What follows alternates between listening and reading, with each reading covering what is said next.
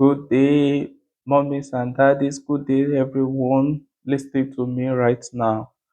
Uh, the Bible verse that we're going to be considering today is Daniel chapter 11, verse 32. The Bible says, and they and such as do wickedly against the commandment shall he corrupt by flatteries, but the people that do know their God shall be strong and do exploit.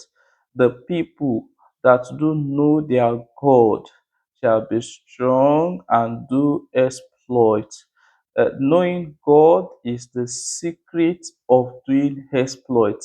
The secret of living in the miraculous is knowing God, doing exploit, doing extraordinary.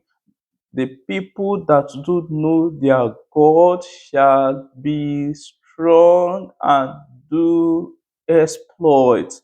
The knowledge of our God, the knowledge of His supremacy, the knowledge of His wisdom, the knowledge of His love, the knowledge of His person. The people that do know their God shall be strong and do exploit. They will live extraordinary life.